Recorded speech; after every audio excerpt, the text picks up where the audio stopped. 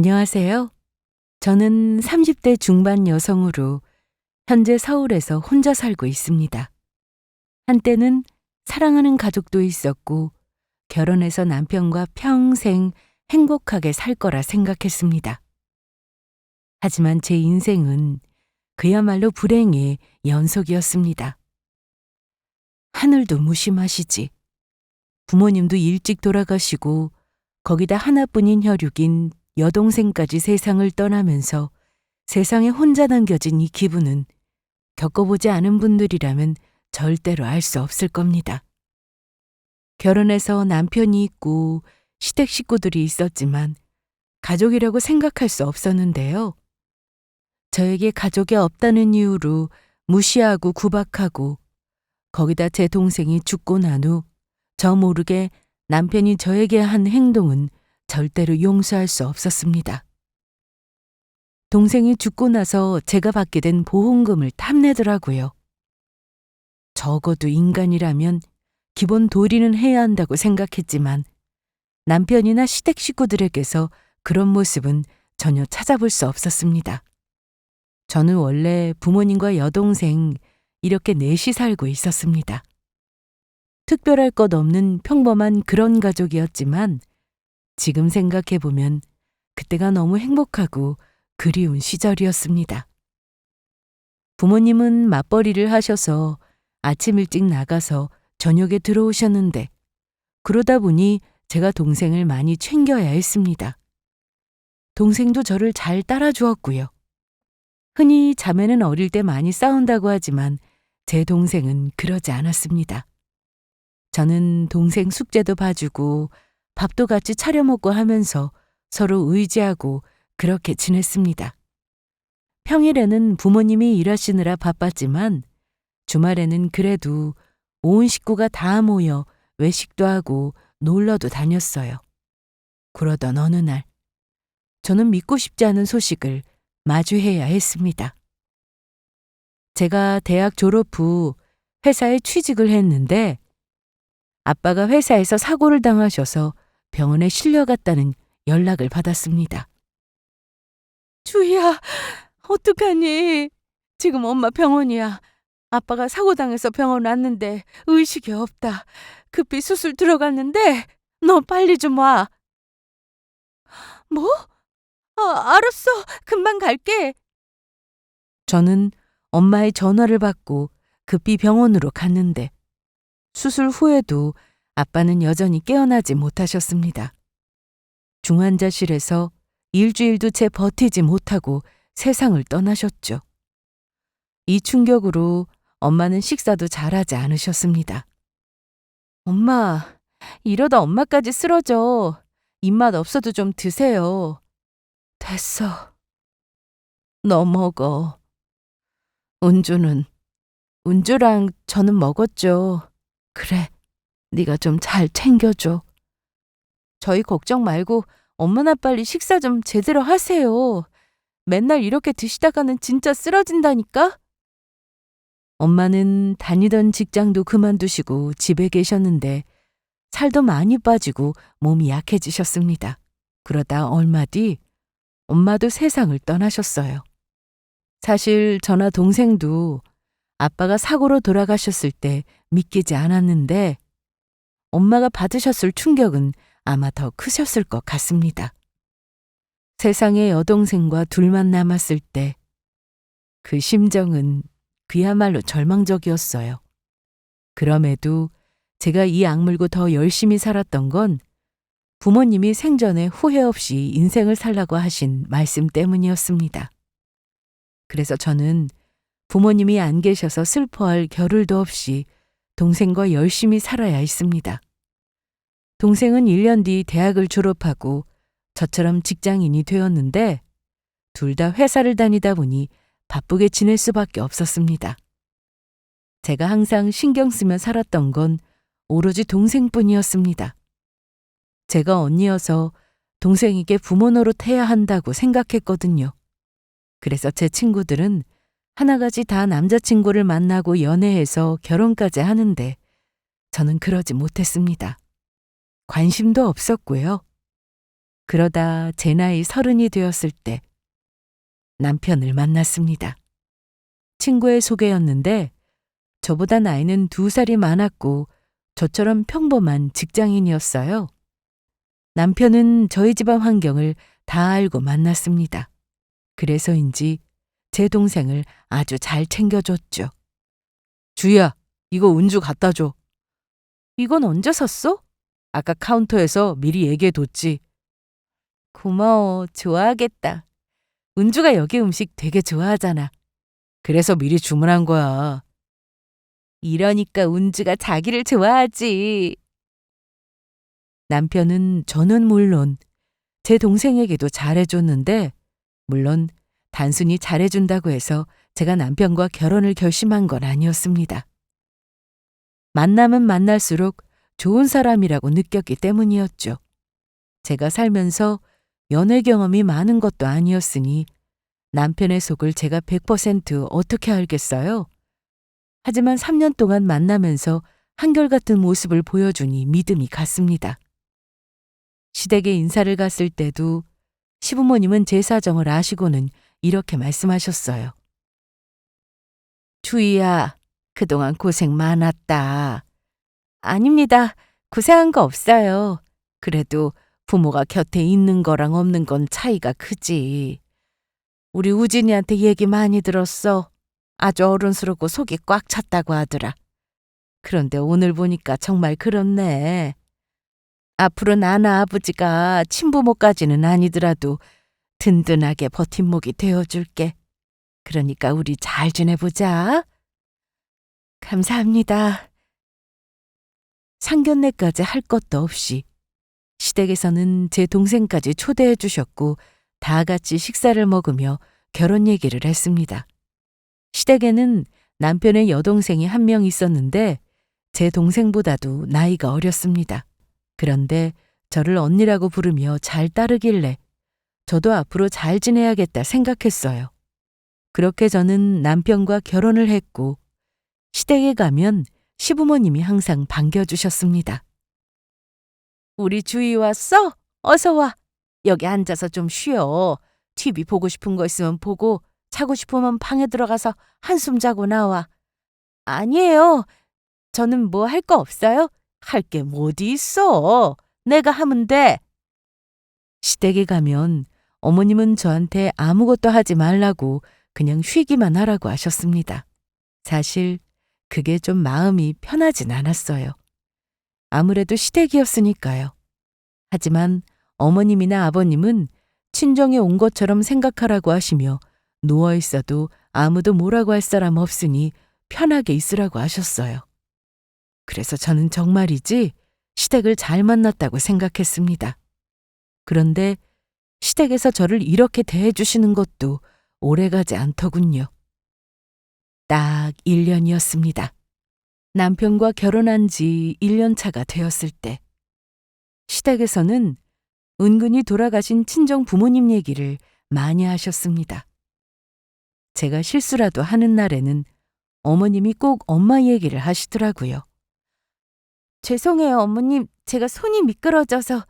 아이고, 조심 좀 하지. 그거 선물 받은 컵인데. 에휴, 아까워서 어째? 제가 새로 하나 사드릴게요. 그거 외국에서나 파는 거야. 아유, 참. 돌아가신 안사돈 이런 건 안 가르쳐주고 가셨나 보다. 네? 조심 좀 하란 얘기야. 참 속상해. 제가 시댁에서 식사 후 설거지를 하고 있었는데 순간 손이 미끄러워 커피잔 하나를 깼습니다. 그런데 어머님이 아끼는 거라고 하시며 뭐라고 하시는데 갑자기 친정엄마 얘기를 하셔서 저도 좀 기분이 좋지는 않았습니다. 시댁에 가면 어머님이 저한테는 항상 쉬라고 하셨지만 이게 마냥 좋지는 않았어요.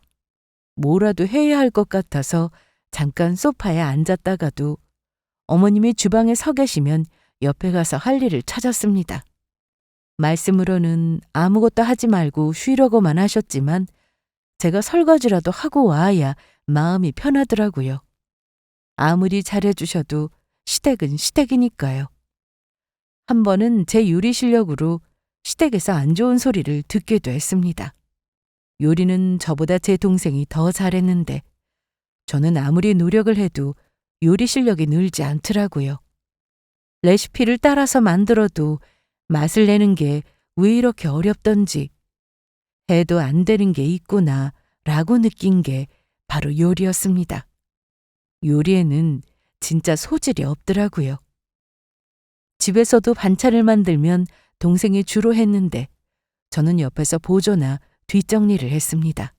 그런데 아무래도 결혼을 했으니 요리도 많이 하게 되고 전보다 실력이 많이 늘었는데 남편은 맛있다고 해주니 더 잘해보고 싶은 마음이 들었습니다.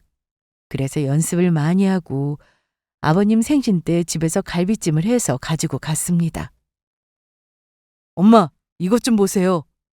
아니, 이 솥은 뭐야? 뭐 해왔어? 주희가 갈비찜 해왔어요. 뭐? 갈비찜을? 어디 봐. 세상에. 냄새 좋네. 회사 다니느라 바쁠 텐데 이건 언제 했어? 어제 퇴근하고 집에 오자마자 했어요. 고생했네. 여보, 이리 와보세요. 주희가 해온 갈비찜 좀 봐요. 우리 며느리가 음식을 했어? 이야, 최고네, 최고야.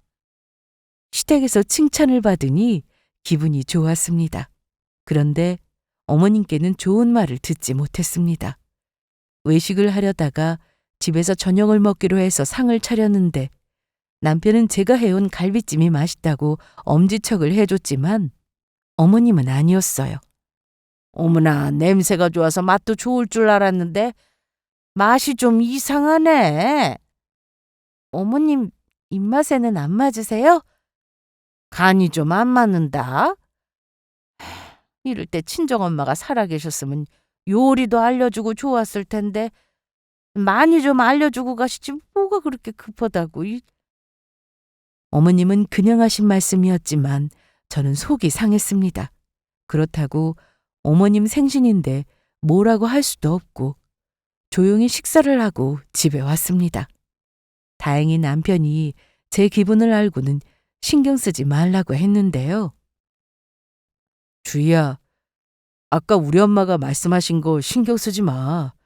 엄마가 그냥 생각 없이 하신 말씀이야. 응?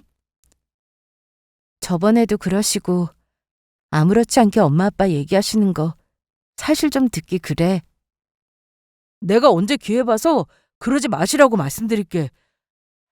뭐 이런 거 가지고 우울해. 그리고 난 아까 자기 갈비찜이 제일 맛있었어. 최고! 집에 돌아와서 부모님 생각에 마음이 쓰렸는데 남편의 말이 힘이 되었습니다. 하지만 어머님은 계속해서 저에게 상처가 되는 말을 자주 하셨습니다. 시댁에 있다가 어머님 지인이라도 오시면 어머님은 저를 그냥 며느리라고 소개하면 되는데 말끝마다 우리 며느리가 부모가 없다며 상처를 주셨어요. 그게 참 듣기 싫더라고요. 그리고 손님이 오셨으니 과일을 좀 깎아서 드리려고 했는데 상에 내려놓다가 접시가 살짝 흔들려서 과일이 흐트러졌습니다. 사실 별거 아니었고 아무도 뭐라고 하지 않았는데 어머님은 그 상황에서도 제가 부모가 없어 잘 못 배워서 그런 거니 이해하라고 지인분에게 말씀하시더라고요. 아이고, 넌 이게 뭐니? 내 손님 앞에서. 모양도 좀 더 예쁘게 하지.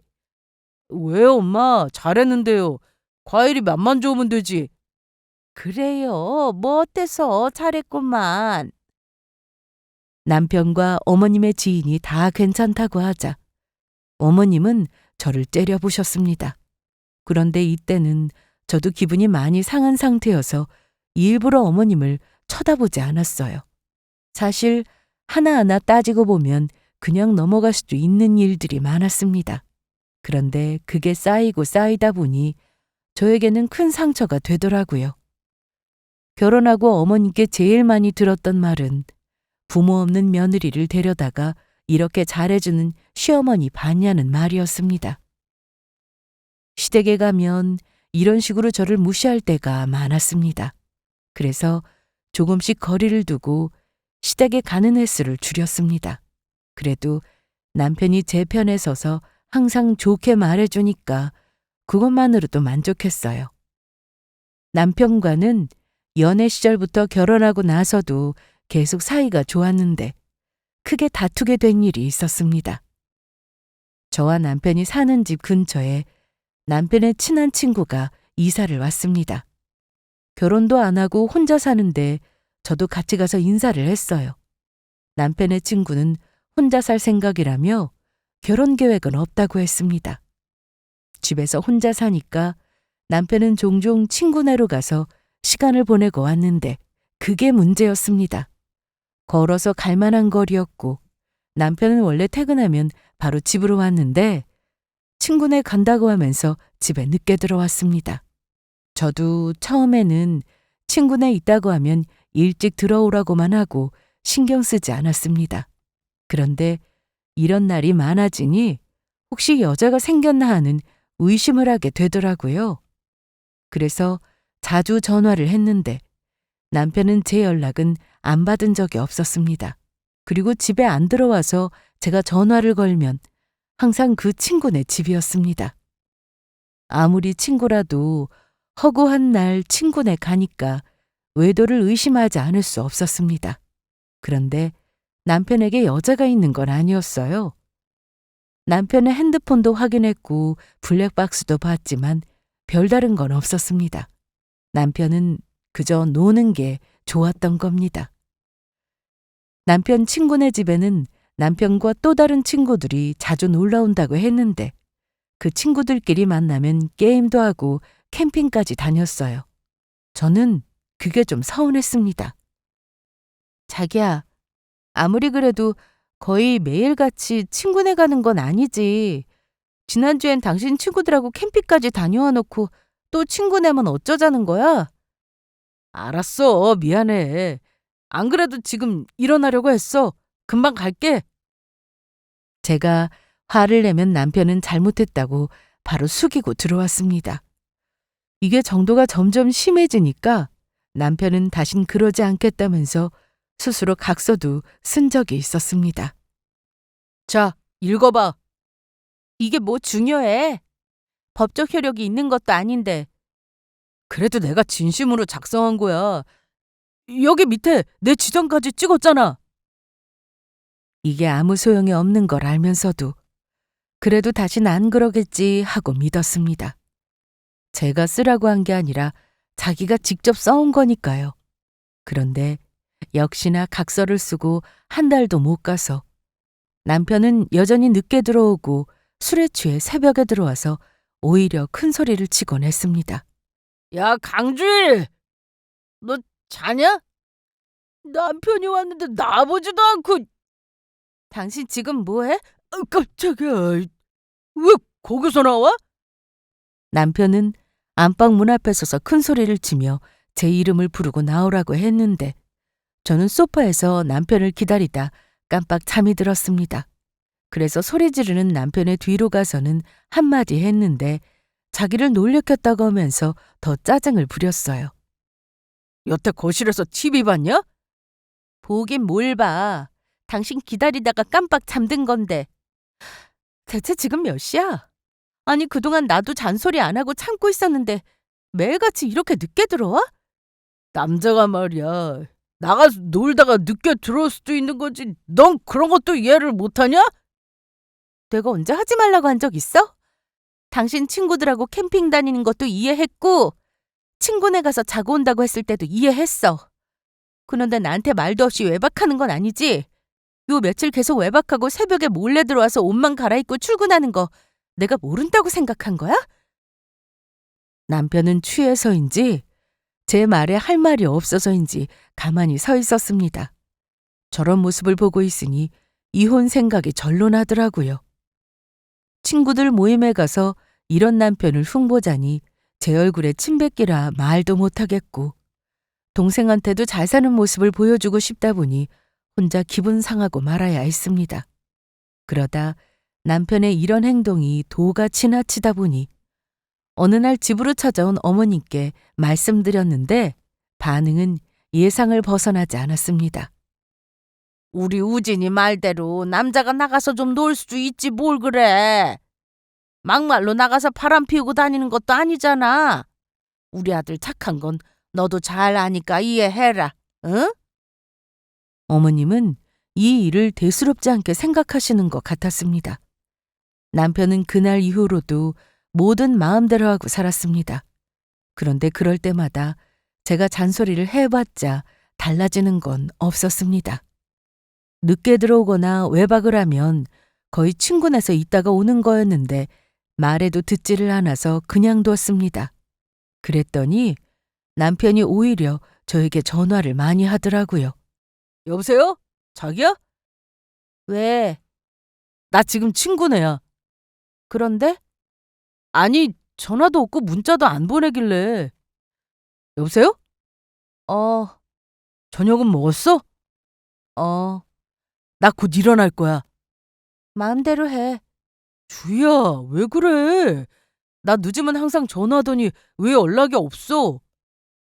남편은 무슨 청개구리도 아니고 제가 관심을 뚝 끄느니 오히려 칼퇴근해서 집에 일찍 들어왔습니다. 집에 오면 같이 저녁을 먹자고 하기도 하고 저녁 먹고 집 근처 마트에 같이 장을 보러 가기도 했습니다. 남편은 집안일도 곧잘 했는데 자주는 아니지만 청소기도 돌리고 설거지도 하는 걸 보고는 아예 안 하고 사는 남편도 많으니 그걸 만족하며 살았어요. 한동안 친구네 집에서 살다시피 하느라 그동안 집안일에 신경 못 썼다며 남편은 먼저 청소기를 돌리고 빨래도 개며 제 눈치를 보며 지냈습니다. 남편은 약속에 있어서 나가도 일찍 들어오고 술도 조금만 마시길래 정신을 차렸나 생각했어요. 그런데 일찍 들어와서 달라진 모습을 보이다가 제 기분을 상하게 한 건 따로 있었습니다. 이날은 남편이 부서 회식이 있다고 했는데 생각보다 일찍 왔더라고요. 회식이라며? 왜 이렇게 일찍 왔어? 그냥 집에 오고 싶어서 오래 앉아 있어봐야 술만 마시지 뭐. 그런데 그건 뭐야? 남편이 검은색 봉지 하나를 들고 왔는데 안에 뭐가 들었는지 저한테 먹으라고 그냥 주더라고요. 자기 족발 좋아하잖아. 일부러 사왔어? 자기 먹기에 양이 딱 맞을 거야. 저는 저녁도 대충 먹어서 마침 출출했는데 족발을 사왔다고 하니까 기분 좋게 열어봤습니다. 당신이 웬일이야? 나 좋아하는 족발을 다 사오고? 결혼하고는 거의 처음 아닌가? 냄새 좋다. 어? 이게 뭐야? 저는 족발집에서 파는 걸 사온 줄 알았는데 그게 아니었어요. 먹고 남은 걸 싸왔더라고요. 그거 우리 부서 회식을 족발집에서 했거든. 당신도 거기 알지? 나 먹으라고 이걸 싸왔어? 혼자 먹기엔 충분하지 않아? 남편이 가져온 건 뼈만 덩그러니 들어있었고 살도 거의 안 붙어 있었습니다. 게다가 깨끗하게 먹고 남겨온 것도 아니고 고춧가루도 곳곳에 묻어 있었는데 보기만 해도 속이 울렁거렸죠. 당신 이걸 어떻게 나 먹으라고 가져왔어? 내가 거지야? 다른 사람이 먹다 남은 걸 먹게? 아니 버리기엔 아깝잖아. 그렇게 아까우면 당신이나 먹어. 아니 무슨 말이 그래? 기껏 생각해서 싸웠더니 하는 말이라고는. 그리고 당신이 나 늦게 들어온 거 싫어해서 2차 안 가고 일찍 왔구만. 왜 화를 내? 내가 친구들하고 밥 먹고 남은 거 싸와서 당신한테 먹으라고 하면 좋겠어? 나는 좋겠는데? 난 맛있게 먹을걸? 저는 너무 기가 막혀서 통에 들어있던 내용물을 음식물 봉투에 넣었습니다. 그랬더니 그걸 보고 사람 성의를 무시했다며 남편이 화를 내더군요. 이 일로 남편과 사이가 안 좋아졌어요. 전에는 늦게 들어와 속을 썩이더니 이번엔 먹다 남은 음식으로 화를 나게 하고 짜증이 났죠. 그런데 남편이 퇴근하고 집에 오면 작은 방에 들어가서 나오질 않았습니다. 대체 뭘 하나 했는데 남편이 게임을 하고 있더라고요. 저와 연애를 할 때도 게임을 하는 모습을 본 적이 없었고 얘기도 안 해서 하는 줄을 몰랐는데 제가 방문을 열고 들어가는 것도 모른 채 게임에 집중하고 있었습니다. 집에 와서 게임이야 얼마든지 할 수 있다고 생각해서 저도 뭐라고 하지는 않았습니다. 그런데 한번 게임을 시작하면 1시간, 2시간은 물론 밤을 새서 하기도 했어요. 자다가 눈을 떴는데 옆에 없길래 혹시나 작은 방에 있나 해서 가보면 게임을 하고 있거나 아니면 의자에 앉은 채로 졸고 있기도 했습니다. 마이크가 달린 헤드셋을 끼고 게임을 했는데 뭐라고 말하는지 들어보면 남편 친구들과 게임을 하는 것 같더라고요. 제가 모르는 게임 용어를 써가며 친구들 이름을 부르며 이렇게 해라 저렇게 해라 얘기하는데 게임을 하는 것도 문제였지만 작은 방의 위생 상태가 더 문제였습니다. 컴퓨터 책상 위를 보면 다 먹고 국물만 남은 컵라면에 귤 껍질에 과자 봉지까지 쓰레기 천지였어요. 책상 위는 물론 방바닥도 마찬가지였고요. 심지어 날파리까지 날아다니길래 저는 퇴근 후 남편이 오기 전에 쓰레기만 대충 치웠습니다. 그랬더니 이걸로 난리가 났습니다. 아이씨, 자기야, 내 책상 치웠어? 쓰레기만 버렸어. 내가 분명히 손대지 말라고 했잖아. 내가 치운다고. 냄새도 너무 심하고 벌레까지 날아다니는데 그걸 보고만 있으라고? 내 카드 못 봤어? 무슨 카드? 너 혹시 쓰레기 버린다면서 내 카드도 같이 버린 거 아니야? 잘 봐봐. 어디 있겠지. 아니, 없으니까 내가 이러고 있는 거 아니야. 아, 왜 사람 말귀를 못 알아듣냐? 아, 치우지 말라고 내가 그랬잖아. 남편은 불같이 화를 냈습니다. 누구는 소리 지를 줄 모르고 화낼 줄 몰라서 가만히 있나요? 똑같은 사람 되기 싫어서 조용히 쳐다만 봤습니다. 그리고 화를 참으며 남편에게 저음으로 얘기했어요. 치우면서 당신 카드 본 적 없고 눈에 보이는 쓰레기만 치웠어. 아, 몰라!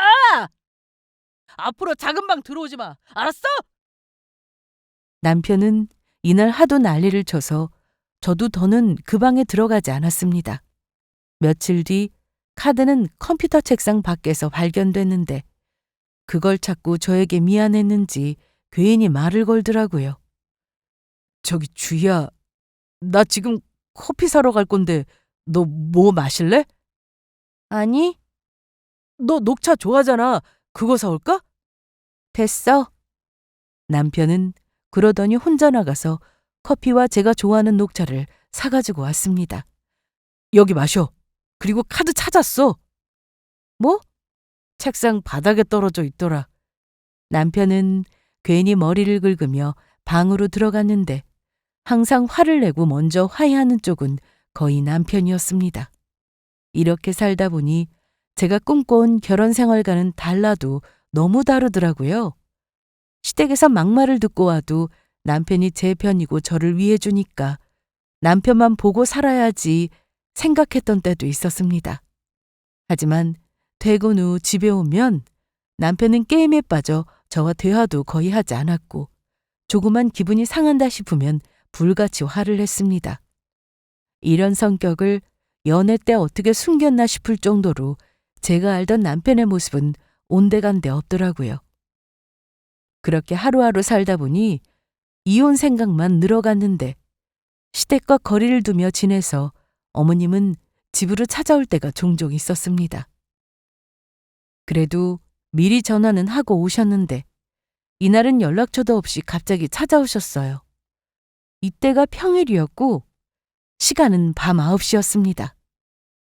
저는 이날 회사에서 좀 늦게까지 일하느라 집에 왔더니 저녁 8시 반이 되었더라고요.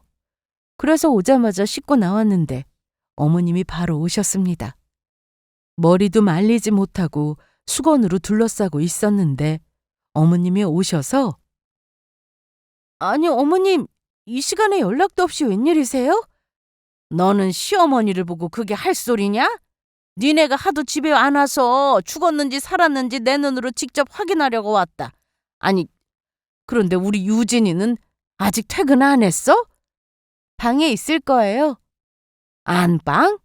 아니요, 저기 작은 방이요. 어머님은 그렇게 작은 방 쪽으로 가셨고 방문을 열었는데 코를 막으셨습니다. 어머나, 이게 무슨 냄새야? 세상에나 방이 이게 뭐야? 남편이 청소하지 말라고 해서 냅뒀는데 방 상태는 엉망이었고 헤드셋을 끼고 게임을 하느라 어머님이 온 줄도 모르고 있었습니다. 남편은 저와 어머님 뒤에서 쳐다보는 게 느껴졌는지 뒤늦게 알고는 벌떡 일어나 아니 너 이런 방에서 게임을 하니? 엄마 언제 오셨어요? 그런데 그때 시모가 저를 노려보며 넌 대체 청소를 안 하니? 어떻게 이런 방에서 우리 아들이 게임을 하고 있는 거야? 손대지 말라고 해서 그냥 뒀어요. 뭐야? 엄마 그냥 둬요. 제가 주희한테 그런 거 맞아요. 손대지 말라고. 그럼 좀 치우지 이게 뭐야? 아우 참. 그런데 어머님은 이 상황에 또 저를 안 좋게 말씀하셨습니다. 하여간 집에 여자가 잘 들어와야 한다는 말이 괜히 있는 게 아니야.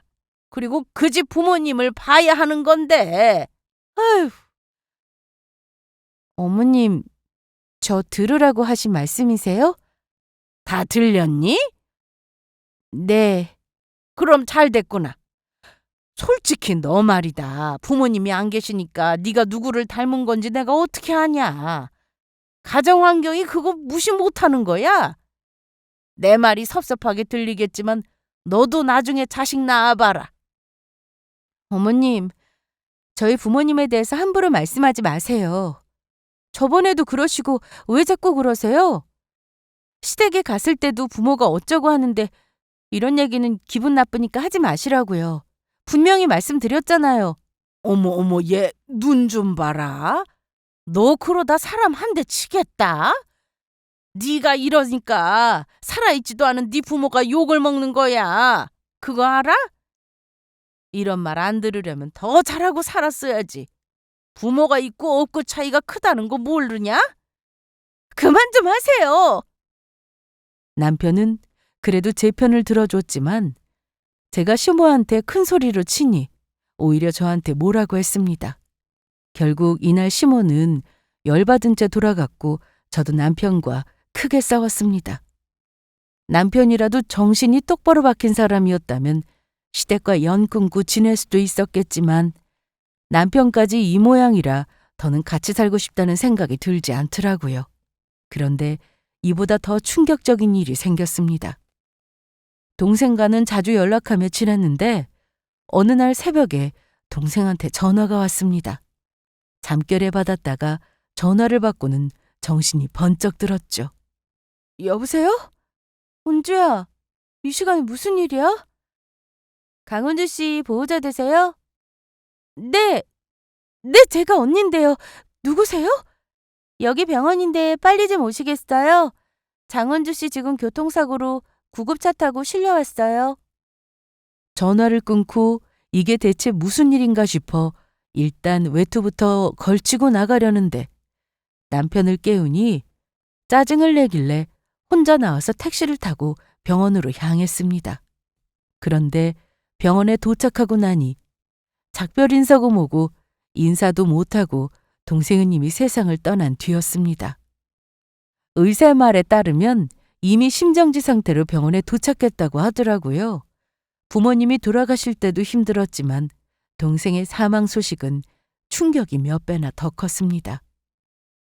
유일한 제 혈육이었고 서로 의지하며 살았기 때문에 저보다 어른스러운 면도 있어서 힘들면 제가 동생한테 기대기도 했고 오히려 제가 더 많이 의지를 하며 살았습니다. 믿기지가 않아서 처음엔 동생을 보고 눈물도 나지 않았습니다. 그런데 이내 사망했다는 얘기를 듣고는 눈물이 멈추지 않았죠. 꼴도 보기 싫은 남편이었지만 아직 이혼하기 전이라 같이 동생의 장례를 치렀는데 장례가 끝나고도 저는 한동안 정신을 차리지 못했습니다. 그래도 할 건 해야 했어요. 회사도 출근해야 했고 집에 와서 청소도 해야 했죠. 하지만 여전히 정신은 멍한 상태였습니다. 왜 나한테 소중한 가족들은 일찍 떠나버리는 건지 세상을 원망하기도 했습니다. 제가 너무 기막히고 화가 났던 건 시댁이 난 남편은 제가 왜 힘든지 잘 알면서도 남일처럼 말한다는 점이었습니다. 넌 뭐가 그렇게 슬퍼서 그러냐? 사람은 누구나 다 죽어. 그저 순서만 차이만 있을 뿐이지. 그러니까 너무 그러지 말고 나한테나 신경 써. 그래?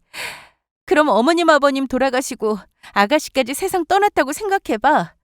당신 입에서 그런 말이 쉽게 나올 것 같아? 아이, 재수없게 왜 그런 말을 해? 너무 기가 막히더라고요. 자기 일 아니라고 막말하는 건 어머님과 똑같았습니다. 전부터 이혼 생각이 간절했는데 남편의 행동을 보고 더 미룰 필요가 없겠다 싶었습니다. 하지만 저는 당장 할 일이 남아 있었어요. 동생의 사망 신고였는데 사망 후 한 달 안에 해야 한다고 했습니다. 그래서 예금이나 주식, 보험 등을 확인하고 정리를 하라고 하더군요. 정리하는 과정 속에서 저는 동생이 보험을 들어놓은 것을 알게 되었고 사망보험금이 나온다는 사실도 확인했습니다. 보험금은 3억이었습니다. 이걸 확인하는데 정말 허탈했습니다. 돈은 필요 없으니 동생이 다시 살아서 돌아왔으면 하는 생각이 들었거든요. 죽고 나서 나오는 돈이 무슨 소용인가 싶어서요. 그래도 정리할 건 해야 해서 보험사에 전화 후 사망진단서와 가족관계 증명서 등 관련 서류를 챙겨두었습니다. 직접 방문해야 한다고 해서 일단 서류를 봉투에 넣어 화장대 서랍에 넣어뒀는데 며칠 뒤 남편이 이걸 알게 됐어요. 제가 주방에서 설거지를 하고 있는데 남편이 안방에서 뭔가를 들고 나왔습니다. 주희야, 처제한테 보험이 있었어? 뭐? 뭐야? 왜 서랍을 뒤져? 아니, 찾을 게 있어서 서랍 열어보다가 본 거야. 남편이 손에 들고 있던 건 동생의 보험 증서였습니다. 저는 고무장갑을 벗고는 바로 보험 증서를 뺏어 들었습니다. 그런데 사람이 죽으면 원래 돈이 이렇게 많이 나오나? 처제도 참. 살아있을 때 이 돈이 있었다면 얼마나 좋았을까? 남 좋은 일만 시키고 참 팔자가 그렇다. 남편은 끝까지 말을 못하게 했습니다. 당신은 보험금이 얼마인지 그게 그렇게 궁금해? 내가 지금 무슨 정신으로 버티고 사는지 눈으로 봐서 알면 말이라도 괜찮다고 하는 게 맞는 거 아니야? 내가 뭘 어쩌다고 그래? 참나. 그런데 이날 이후로 남편이 조금 달라진 모습을 보였습니다. 그렇게 말끝마다 저를 무시하고 말을 얄밉게 하던 사람이었는데 그 좋다던 게임도 안 하고 스스로 청소도 하더라고요. 심지어 밥까지 했습니다. 주말에 자고 일어났는데 여보 일어났어? 얼른 나와 밥 먹자. 내가 아침 했어. 뭐? 내가 밥 했다고. 그리고 밥 먹고 설거지도 내가 할게. 오늘 재활용 버리는 날인데 베란다에 있는 것만 버리면 되나? 왜 그래? 내가 뭘? 너 원래 청소도 하고 밥도 잘했잖아. 그게 언제적인데? 에이, 그냥 먹어. 남편은 이날 오후 쓰레기를 버리러 나가면서 올 때 먹고 싶은 건 없는지 물어보고 저를 챙겼습니다. 우리 아파트 단지 앞에 옛날 통닭 파는 트럭 왔던데 사올까? 자기 오늘 살 많이 빠진 거 알아? 처제 떠나고 나서 밥도 잘 안 먹고 그러니까 살이 빠지지. 내가 쓰레기 금방 버리고 사올 테니까 조금만 기다려. 그런데 이런 이상한 행동을 하는 게 남편만이 아니었더라고요. 식모도 그렇게 말을 못되게 하고 저를 볼 때 흘겨보는 사람이었는데 전화를 자주 하더라고요. 요즘 마음이 어떠냐고 하고 반찬을 했다며 남편한테 보냈으니 먹으라고 했습니다. 아무래도 내가 직접 반찬을 들고 가면 네가 불편할 것 같더라고. 맛없어도 정성을 다해서 만든 거니까 밥 잘 챙겨 먹어. 갑자기 왜 이러세요? 갑자기는 너희 결혼할 때 내가 한 말 잊었어? 내가 너한테 친정엄마처럼 잘해주겠다고 했잖아. 물론 그동안 불미스러운 일이 좀 있긴 했는데 다 잊자. 살면서 어떻게 좋은 일만 있겠어. 내 말에 기분 나쁘고 섭섭한 게 있었다면 사과하마. 이상했습니다. 이럴 사람들이 아니었거든요. 그런데 왜 저러는지 그 이유를 알기가 오래 걸리지 않았습니다. 일주일이 지나서 너무나도 쉽게 알 수 있었어요. 이유는 동생의 보험금이었습니다. 짐작은 했는데 정말 돈 때문일 줄은 몰랐습니다. 아무리 인성이 바닥인 사람들이라 해도 다른 것도 아니고 동생의 사망보험금을 탐낼 수 있는지 제 머리로는 이해가 되질 않았죠. 제가 이걸 어떻게 알았냐 하면 바로 신우의 전화 한 통 때문이었습니다. 보험사에 다녀온 뒤 서류 정리도 마무리되고 이제 저도 처음보다 마음이 많이 진정되어 가고 있는 중이었는데 오랜만에 신우한테 전화가 왔더라고요. 아가씨, 언니 좀 괜찮아요? 장례식장에서 보고 한번 찾아가야지 했는데 요즘 바빠가지고. 이해해요. 결혼 준비하느라 정신없죠? 네, 너무 정신없고 바빠요. 신우는 오래 만난 남자친구와 결혼한다고 해서 준비를 하고 있던 중이었는데 평소에 시댁에 가도 얼굴 보기 힘들었습니다. 친구들 만나는 걸 좋아해서 시댁에 가면 집에 있지도 않았고 한 번 나가면 늦게나 되어 돌아오니 가끔 전화통화만 하며 안부를 묻곤 했어요. 그러다 동생 장례식장에서 만나고 어쩐 일인지 저에게 전화를 했길래 무슨 일인가 싶어 받았는데요. 그 내용이 너무 기막혔습니다. 언니한테 그래도 고맙다는 인사는 직접 하는 게 맞는 것 같아서 전화했어요. 원래는 얼굴 보고 해야 하는데 이해해줘요. 뭐가 고맙다는 거예요? 엄마랑 오빠가 그러던데요. 언니가 저 결혼하는데 신혼집 정도는 해준다고 그랬다고. 그래서 언니 덕분에 결혼할 수 있는 것 같아요. 저희 신혼집 때문에 골치 아팠거든요. 네? 에이, 언니 모른 척하지 말아요. 오빠가 언니는 생색내고 그러는 거 싫어해서 굳이 전화할 필요 없다고 했는데 그래도 그건 예의가 아니죠. 제가 언제 한번 크게 동네로 가서 밥 잘 먹을게요. 순간 망치로 머리 한 대 맞은 기분이었습니다. 남편은 아가씨한테 결혼 준비하면서 집 걱정은 하지 말라고 큰 소리를 쳤답니다. 그래서 왜 그러나 했는데 알고 보니 제가 돈을 해주는 걸로 알고 있더라고요. 우진 씨가 그래요? 네!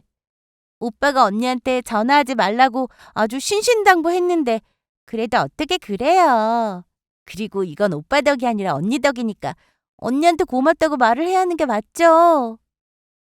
전화를 끊고 나니 헛웃음이 나왔습니다. 대체 이 인간의 바닥은 어디까지인가 싶더라고요. 신우는 이미 신혼집까지 계약을 해놓은 상태라고 했는데 정말 기막힌 일이었습니다. 저와 상의도 없이 동생의 사망보험금을 마음대로 쓰려고 한 그 자체가 천하의 나쁜 놈이었어요. 그래서 저는 남편놈의 인생을 아주 개박살 내주기로 작정했습니다. 저는 얼마 뒤 보험금을 수령했는데 남편은 예상대로 돈 얘기를 꺼냈습니다. 주희야, 너 돈 받았지? 무슨 돈? 아니, 처제 보험금 말이야. 아, 그 돈 기부했어? 뭐? 기부? 아니, 무슨 기부? 너 미쳤어? 나 안 미쳤고 제정신이야. 너 나한테 말도 없이 무슨 기부를 했다는 거야? 네 마음대로 왜 기부를 해? 왜 그렇게 열을 내? 그 돈이 당신 것도 아니잖아. 왜 아니야? 나한테도 권한이 있지. 남편은 황당한 말을 이어갔습니다. 생각해보니 어이가 없네. 너 내 동생 보험료 한 번이라도 내준 적 있어? 권한? 네가 무슨 권한을 찾아? 내주고 말고를 떠나서 우리 부부잖아. 부부여도 당신한테 그 돈은 아무 권한 없어. 그 돈을 내가 길바닥에 버렸다 해도 그건 내 마음대로 한 거니까 신경 쓰지 마. 너 빨리 기부한 곳에 이름 말해. 전화번호 말해. 싫은데? 이날 보험금 때문에 남편과 저는 아주 크게 싸웠습니다. 그리고 다음 날 시모까지 집으로 찾아와서 난동을 부렸어요. 시모도 남편과 똑같은 말을 하며 저를 들들 볶았습니다. 아니 너, 네 마음대로 그 돈 처분했다며? 그런데요? 사돈 처녀가 그렇게 된 건 나도 안타깝다 생각한다. 하지만 살 사람은 살아야 하지 않겠어? 그리고 우리 아들이 그간 너랑 사돈 처녀를 얼마나 잘 챙겼냐? 너도 그건 알지? 그러니까 너 기부했다는 그곳 어딘지 빨리 말해. 지금 내 앞에서 전화해서 취소한다고 말해. 시모는 친정 재산을 사위도 나눠 가져야 한다고 억지를 부리며 난리를 쳤습니다. 그럼 어머님, 아버님 재산도 나중에 저 주실 거죠? 왜 말씀이 없으세요? 어머님 아들은 되고 저는 안 되나요? 그랬더니 시모가 아무 말도 못하고 서 있는데 그때 남편이 나섰습니다. 야, 강주희 너, 우리 엄마 아빠가 친정 부모님처럼 잘해준 거 생각하면 이러면 안 되는 거야. 그래, 우리 아들 말이 맞다. 내가 너한테 좀 잘했어? 친정부모 안 계신다고 해서 내가 정말 신경 많이 썼지. 안 그러냐? 시모나 남편이나 서로 기막힌 말을 주고받길래 어디까지 하나 듣고 있었는데. 그러니까 우리 우진이도 그 돈에 대한 권한 충분해. 너 잘 생각해라. 이번에 너 판단 잘못하면 네 팔자 완전 말아먹는 거야. 또 그놈의 팔자 얘기를 꺼내길래 저도 더는 듣고 있을 수가 없었습니다. 제 팔자가 어때서요? 이 집구석에서 벗어나면 아주 팔자 피고 살 것 같은데요? 저 어머님 아들하고 이혼하겠습니다. 뭐, 이혼? 야, 무슨 말이야 그게? 내가 이혼해 줄 것 같냐? 이게 돈 안 주려고 수쓰네? 와, 이혼 안 해주면 소송 걸지 뭐. 나 이혼하고 싶어요 하면 법원에서 그러세요 하는 줄 아나 보지? 아무리 부모한테 배운 거 없다지만 너무 무식한 거 아니냐? 무식한 건 너지. 네가 이혼 거절해도 아마 이거면 이혼 가능할걸? 저는 그 자리에서 시모가 저에게 전화로 막말을 하고 모진 말을 했을 때 녹음된 파일을 틀어줬습니다. 볼륨도 아주 크게 했죠. 그뿐만 아니라 문자 내역도 보여줬어요. 제가 남편과 이혼하기 위해서 그간 시댁에서 당했던 부당한 대우에 대해 증거 자료를 제출하려고 문자나 톡을 프린트해 두었는데 그중 몇 장만 가지고 나와서 보라고 던져줬습니다. 이게 뭐냐? 엄마, 주희한테 이런 문자를 보냈어? 뭔데 그래? 아니 세상에 이걸 어디다 쓰려고 프린트까지 했냐? 응? 증거로 제출할 거예요. 뭐? 다시 한번 말씀해 보세요. 저한테 친정엄마처럼 잘해주셨다고요? 저 여태 이런 대우받고 살았는데 뭐가 어쩌고 어째요? 그리고 제가 작성해 놓은 이혼 서류를 남편에게 줬습니다. 남편은 그 종이를 보자마자 찢어버렸고 이내 저한테 사과를 하기 시작했어요. 주희야, 갑자기 왜 그러냐? 어? 미안해. 미안한 거 있었으면 풀어. 어? 아유, 엄마 뭐해? 아, 빨리 사과하지 않고. 사과는 무슨 사과? 저딴 거한테 난 사과 못해. 너 이혼해. 이혼하는 거 그 보험금 내놔라. 아마도 우리 아들 기여도 인정받을 거다. 나도 알아봤어. 유류분 소송인가 뭔가 그거 하면 된다고 하더라. 넌 법이 그렇게 우습냐? 참나. 아들, 너 피곤하게 사과 같은 거 하지 마. 잘못한 게 없는데 뭘 사과해? 시모의 말에 남편은 순간 눈알을 굴리더니 정말이야, 엄마? 그렇다니까. 이혼 그까짓 거 해. 우리 집은 받아내면 그만이니까. 시모는 어디서 이상한 말을 듣고 와서는 법대로 하자고 큰 소리를 쳤는데 남편이 확실히 말을 못하고 있자 시모는 자기만 믿으라며 저한테는 하고 싶은 대로 해보라고 하고는 돌아갔습니다. 그런데 결말은 누가 봐도 뻔했습니다. 저는 그간 시댁에서 받은 막말과 무시, 그리고 시댁 단톡방에서 제 뒷담화를 했던 사실과 통화 기록 등을 가지고 이혼 소송을 시작했습니다. 남편은 이혼이라는 게 부부 사이의 일만 가지고 되는 일이라 생각했는데 제가 시댁을 걸고 넘어지니 이제야 뒤늦게 알아보고는 상황이 불리하게 돌아간다는 걸 알게 됐습니다. 당장 신우의 신혼집 잔금도 필요했고 이혼도 당할 것 같으니 저에게 용서를 빌기 시작했는데요. 주희야, 저기 내가 생각을 해봤는데 내가 잠깐 돌았었나 봐. 제정신이 아니었나 봐. 뭐? 우리 이혼하는 거 그만두자. 어? 착각하지 마. 우리가 무슨 협의 이혼이라도 하는 줄 알아? 난 부당한 대우를 받았고 그 때문에 너랑 이혼하고 싶어서 소송 걸었다고. 정신 차려! 난 억울해. 우리 엄마가 너한테 못되게 한 거지 난 아니잖아. 야, 네가 나한테 그동안 말한 거 톡으로 보낸 거 다 확인해봐. 또 너네 가족끼리 단톡방 만들어서 내 흉본 거 다 잊었냐? 그러자 남편은 갑자기 무릎까지 꿇었지만 절대 용서해줄 생각은 없었습니다.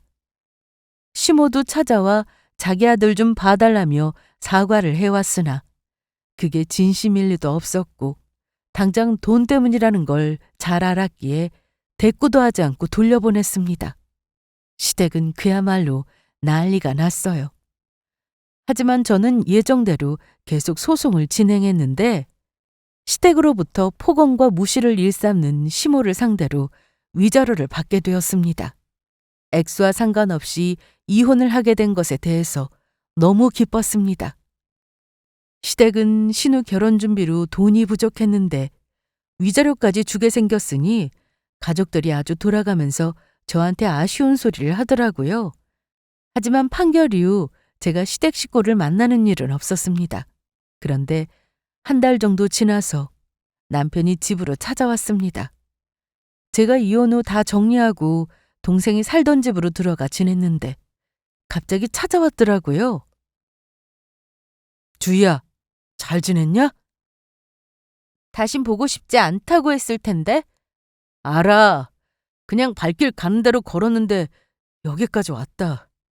난 아직 힘든데 넌 괜찮아? 너도 힘들지? 아니, 난 편하고 좋아.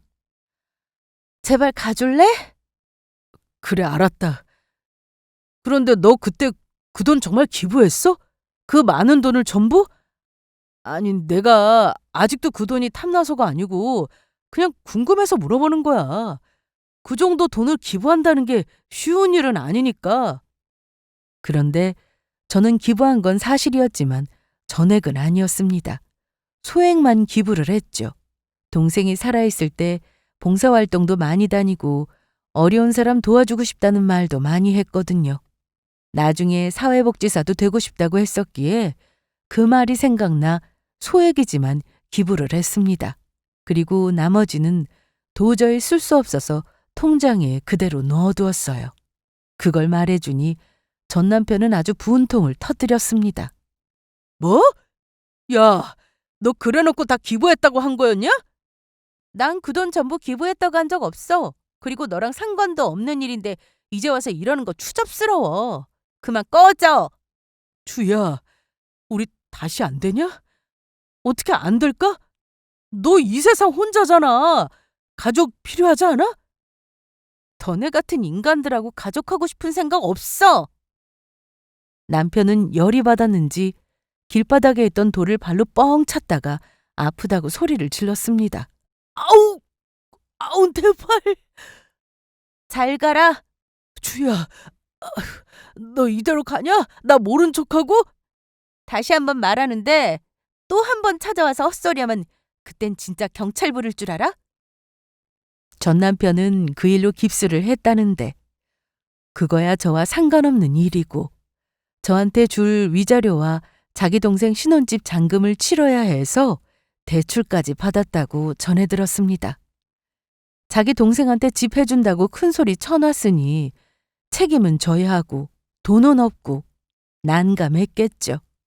그 많은 돈을 갖고 살게 됐으니 뿌린 대로 거둔다는 말이 딱 어울리더군요. 저는 현재 혼자만 씩씩하게 잘 지내고 있습니다.